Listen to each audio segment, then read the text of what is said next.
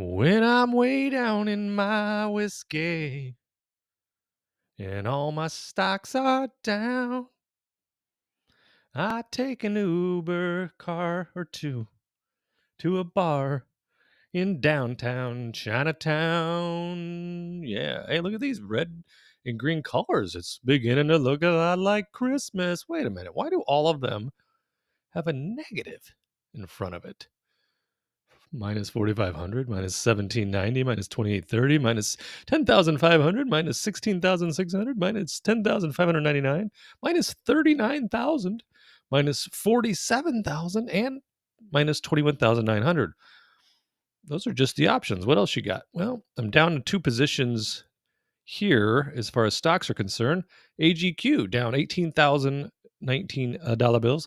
TMF down 19,110 dollar bills. So, whew.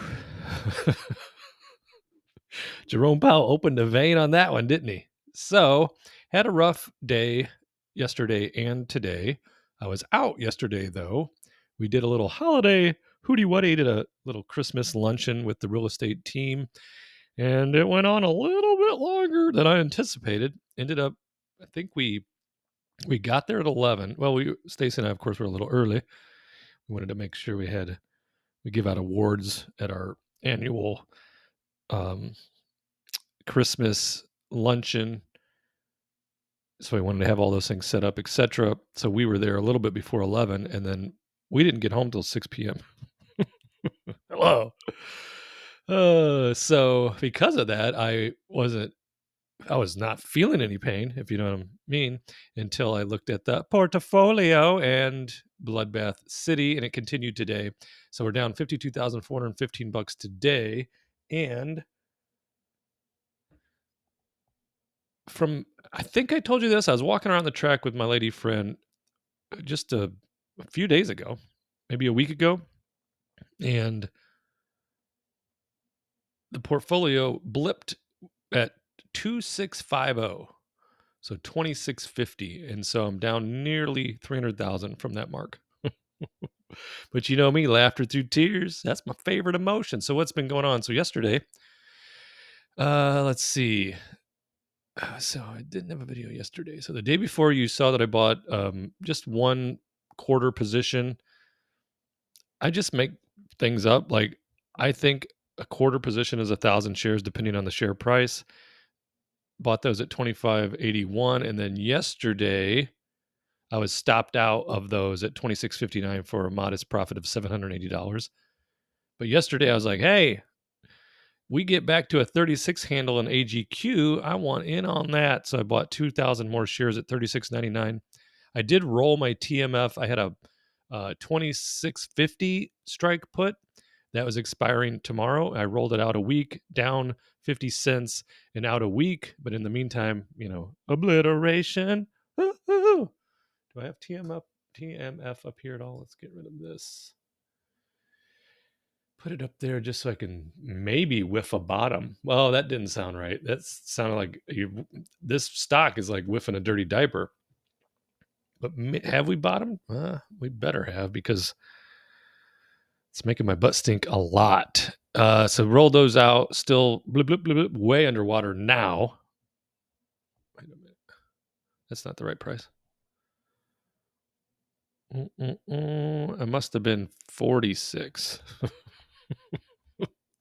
And currently it's trading at 41.61. So that position is drowning. And then I bought 2,000 more shares of AGQ. Again, that is a bull. It's a directional, leveraged directional ETF on silver. Bought 2,000 more shares at 35.91. And it got down all the way today to what? Check a look. Oh my gosh. Got all the way down to 33.33. It's made a nice little comeback since then. It's at 34.33. But still, look, where I'm buying these, just getting body bagged.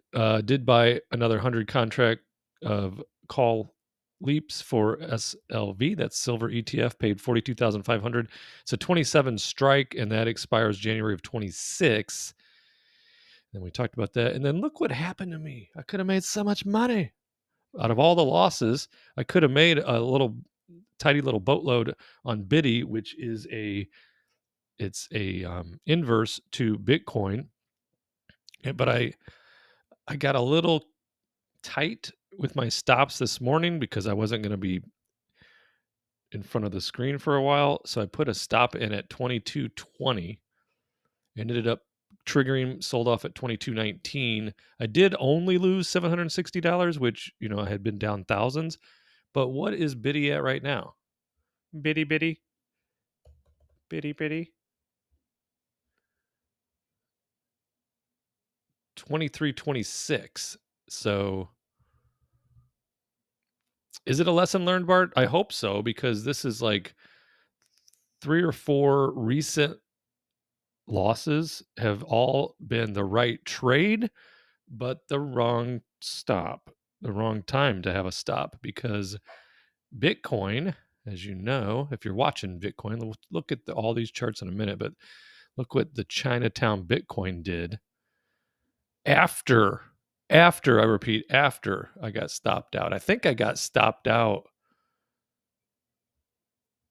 probably here, because I was like, man, this thing looks like it's going to go down maybe into the 80s. May have found a bottom here at 95, but we'll see. I mean, it's precarious, but look at that. All this move I could have had, but would have, could have, should have. Didn't. So that's that. Stella's barking at the door. Hold on one second. I think she just wanted to come in and see her dada. She dada, you sweet. She's not feeling well. She found some, like a pile of rabbit turds out on the property yesterday, and I think she ate more than we know. And then she had, and basically in the middle of the night, coming out of both ends. Luckily outside though, none of it was inside. But she's been a little down on the weather, a little down on the weather. What am I trying to say? A little down, a little sick today. How's that? Okay, where were you? Speaking of sick, where were we? Okay, stepped out of Biddy, lost 760, so that's a wash right there. Bought more AGQ. This one was, that's, I'll take that. I'll take it at 33.76 all day, as long as it doesn't, as long as it now turns around and keeps going up. But it may not be done. We'll look at silver chart in a moment. Bought 2,000 shares of TMF at 41.59. Whoa, I just looked and it's trading exactly at 41.59, and I did this morning. And then I did buy another round of silver leaps, 26 strike, 100 contracts, 38,500. And you can see the difference, for $1 greater strike, I paid 42.5. And then this, which is going to turn out to be incredibly lucrative, I paid $4,000 less. So that is what's been going on. Just riding the train downtown to Chinatown. Gold, though, is looking, let's go to the charts, because I think gold is probably held on the best. Where are we at? Let's go with silver. Worried, remember that? Yeah, then this, Trainwreck City. So I'm going to have to redo all the charts just because of just the wackiness that has gone on the last 2 days, major sell-offs. I'm not, I know I'm not saying this just to protect my own ego and psychology, but I am not worried about silver and gold. I feel much better when the charts are going up and to the right consistently. But gold and silver is, especially silver, it's going to have its day in the sun in 2025. But it could, I'm going to have to, like I said, I'm going to measure up all these and see what we're dealing with.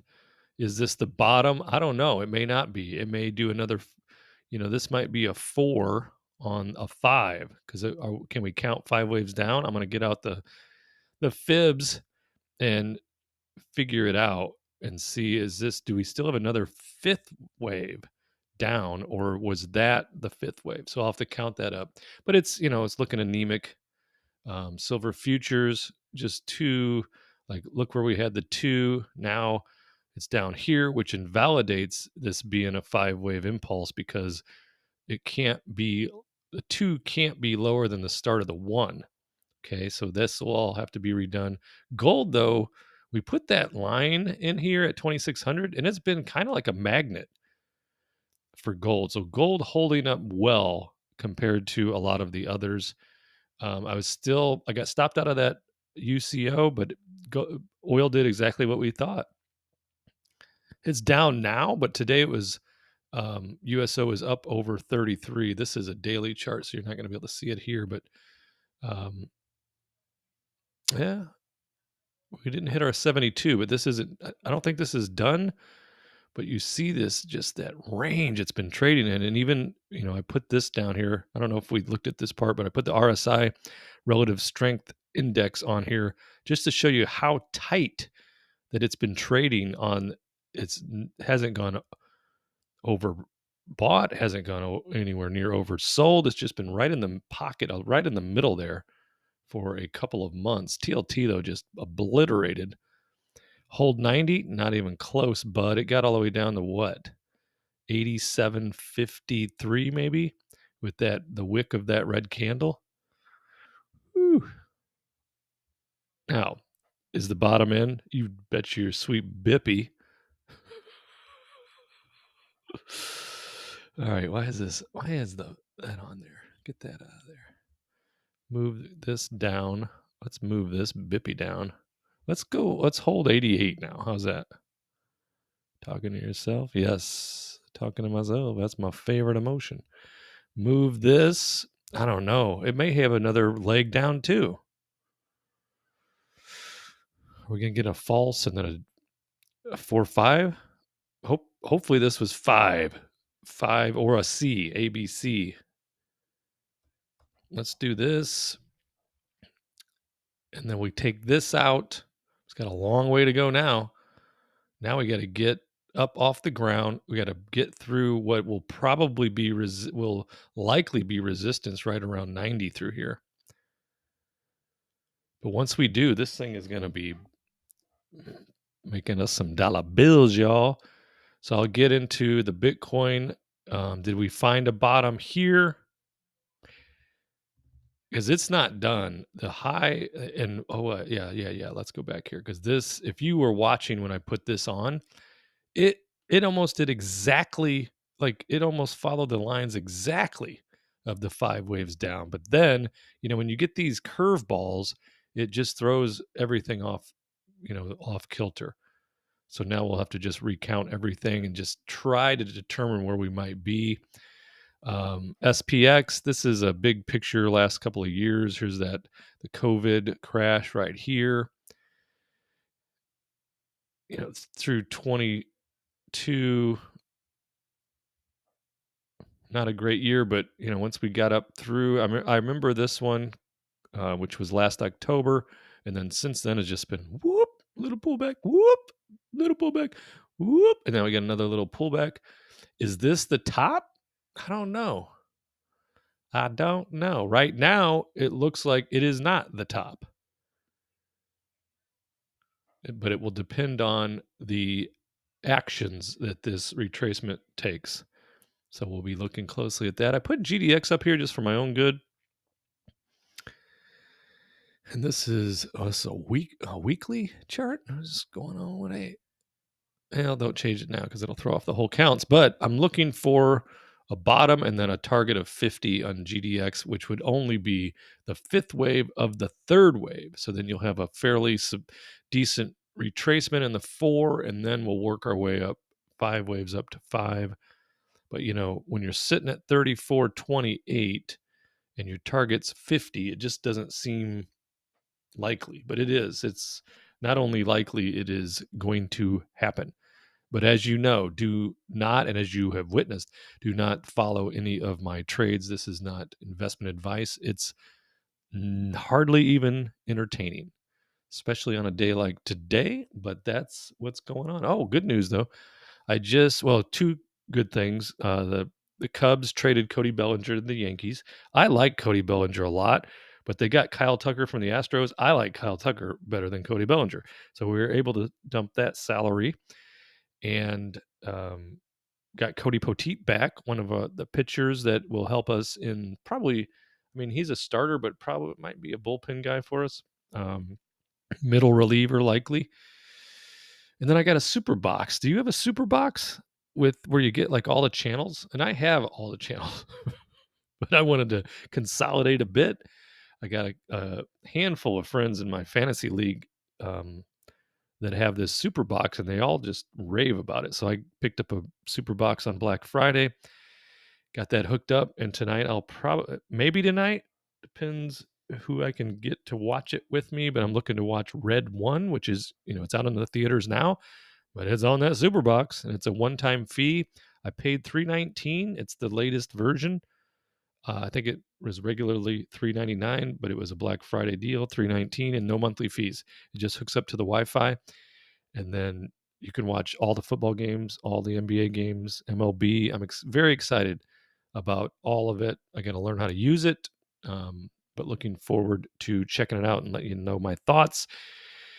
But this is my thoughts on the markets. It's just, it goes up, it goes down, it goes up, it goes down. We always want it to just go up. And this is one of those moments that we probably needed a little cold shower to cool off a little bit, market across the markets to regroup, see what's going on. And I think we're still going to be doing amazing in all these trades that are just taking dirt naps right now.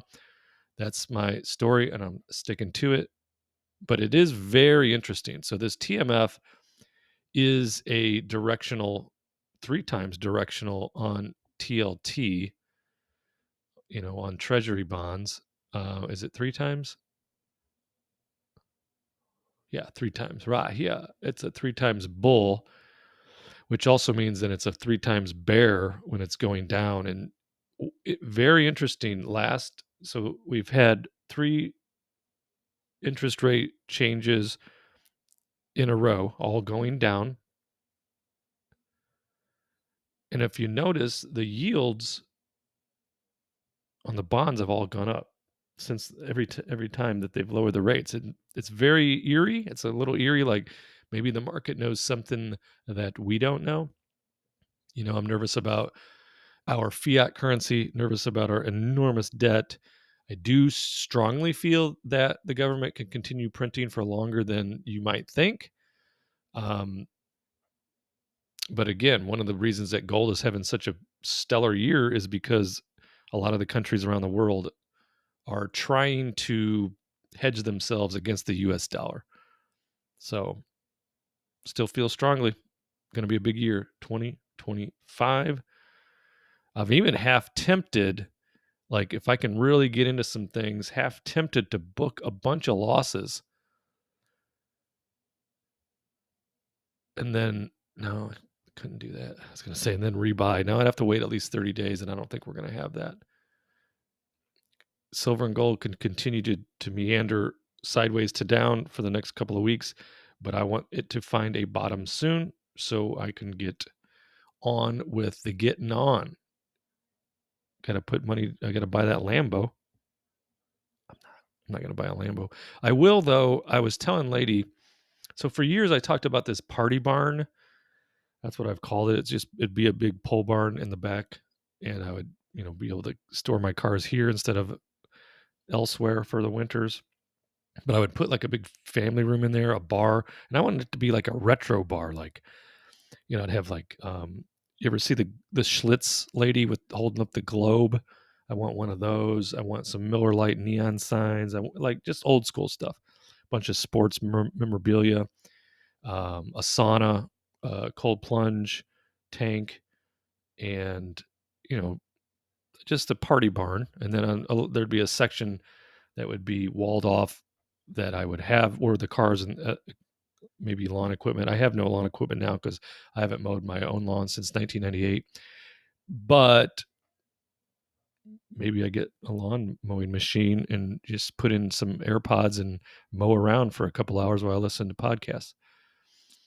But the party barn has always been a bit of a fantasy. And then I was thinking, well, we're going to be, soon we'll be spending time in warm climates in the winter. Do I really want to spend more money here? Do we downsize and live more downtown Valparaiso? And I was thinking, you know what, let's just keep this house.